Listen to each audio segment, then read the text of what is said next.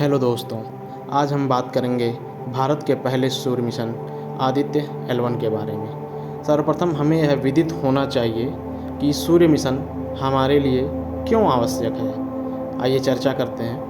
पृथ्वी सहित हर ग्रह और सौरमंडल से परे जो भी एक्सोप्लैनेट विकसित होते हैं वह विकास के क्रम में अपने मूल तारे के द्वारा नियंत्रित होते रहते हैं, और सौर मौसम और वातावरण जो कि सूरज के अंदर और आसपास होने वाली प्रक्रियाओं से निर्धारित होता है वह पूरे सोलर सिस्टम को प्रभावित करता है।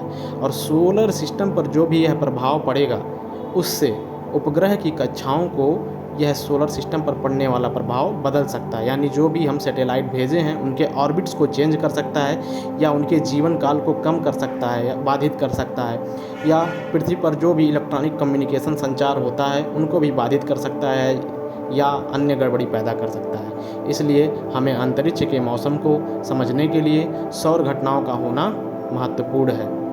इसकी जानकारी होनी अति आवश्यक हो जाती है इस कारण में। और पृथ्वी पर आने वाले तूफानों के बारे में भी जानने एवं उन्हें ट्रैक करने तथा उनके प्रभाव की भी भविष्यवाणी करने के लिए निरंतर सौर अवलोकन की आवश्यकता होती है। इसलिए भी सूर्य का अध्ययन किया जाना महत्वपूर्ण है ताकि हम उसी हिसाब से अपने सैटेलाइट को आगे बढ़ा सकें। और आइए बात करते हैं आदित्य L1 के बारे में, उसके फंक्शन के बारे में। तो इंडियन इंस्टीट्यूट ऑफ एस्ट्रोफिजिक्स द्वारा visible line emission coronagraph Aditya L1 पर मुख्य पेलोड को भारतीय अंतरिक्ष अनुसंधान संगठन इसरो को सौंपा गया है। और इसरो सूर्य और सौर कोरोना का निरीक्षण करने के लिए 2 सितंबर 2023 को सूर्य का निरीक्षण करने वाला पहला भारतीय अंतरिक्ष मिशन आदित्य L1 शुरू करने जा रहा है। अर्थात यह भारत का पहला सौर मिशन होगा। आदित्य L1 को 7 पेलोड यानी उपकरणों के साथ ध्रुवीय उपग्रह प्रक्षेपण यान polar satellite launch vehicle PSLV का उपयोग करके लॉन्च किया जाएगा। और इन 7 पेलोड के अंतर्गत क्या क्या शामिल हैं आइए हम देखते हैं। 7 पेलोड या 7 उपकरणों के अंतर्गत शामिल VELC visible line emission coronagraph. इसका तात्पर्य क्या है आइए देखते हैं। VELC सूर्य के विभिन्न पहलुओं का अध्ययन करने के लिए डिज़ाइन किए गए 7 उपकरणों में मुख्य पेलोड होगा, और यह भारत में निर्मित सबसे सटीक उपकरणों में से एक है। इसकी संकल्पना और डिज़ाइन में 15 वर्ष लग गए, जो सौर खगोल भौतिकी से संबंधित रहस्यों को सुलझाने में हमारी काफ़ी मदद करेगा।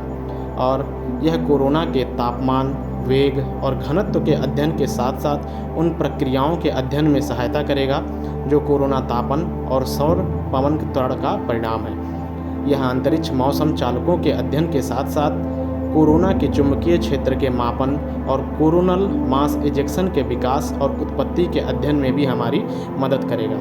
और इसके अन्य उपकरणों को अगर देखा जाए तो सौर पराबैंगनी इमेजिंग टेलीस्कोप SUIT, तीसरा है solar low energy x-ray spectrometer SOLEXS, Aditya solar wind particle experiment ASPEX इसे कहेंगे ASPEX, पांचवा हो जाएगा high energy L1 orbiting x-ray spectrometer HEL1OS, Aditya के लिए प्लाज्मा विश्लेषक पैकेज जिसे पापा नाम दिया गया है PAPA, उन्नत त्रिअक्षीय उच्च रिजोल्यूशन डिजिटल मैग्नेमीटर, ये 7वां पेलोड होगा।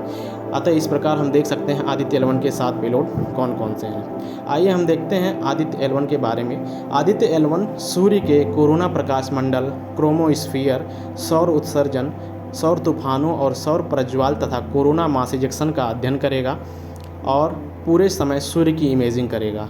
यह मिशन इसरो द्वारा L1 कक्षा में लॉन्च किया जाएगा, जो पृथ्वी से लगभग 1.5 मिलियन अर्थात 15 लाख किलोमीटर दूर है। आदित्य L1 इस कक्षा से लगातार सूर्य का अवलोकन कर सकता है। अब देखते हैं L1 का अर्थ क्या है। इसका मतलब लैग्रेंजियन पॉइंट 1। L1 का अर्थ लैग्रेंजियन या लैग्रेंज पॉइंट 1 से है, जो पृथ्वी सूर्य प्रणाली के ऑर्बिट में स्थित 5 बिंदुओं में से एक है, जैसा कि हम चित्र में देख सकते हैं L1, L2, L3, L4 and L5। और लैग्रेंज पॉइंट का आशय अंतरिक्ष में स्थित उन बिंदुओं से होता है जहां 2 अंतरिक्ष निकायों जैसे सूर्य और पृथ्वी के गुरुत्वाकर्षण बल के कारण आकर्षण और प्रतिकर्षण का क्षेत्र उत्पन्न हो जाता है।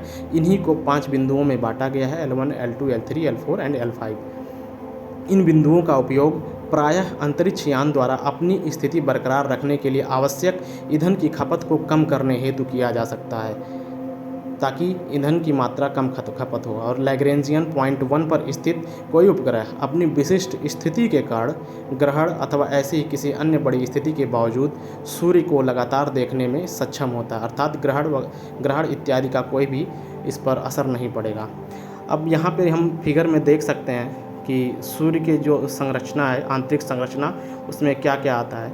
तो ऊपर हम देख सकते हैं आंतरिक संरचना में बीच में सबसे केंद्रक या कोर उपस्थित है, उसके ऊपर विकिरण क्षेत्र जिसे रेडिएटिव जोन कहते हैं, और उसके ऊपर है संवहन क्षेत्र जिसे कन्वेक्शन जोन कह सकते हैं। फिगर में आप बाकायदा देख सकते हैं। और इसमें हम फोटोस्फीयर भी देख सकते हैं, सौर कलंक भी देख सकते हैं, ज्वाला भी देख सकते हैं, क्रोमोस्फीयर भी है, नीचे कोरोना भी देख सकते हैं जिसका ये आदित्य L1 देखेगा।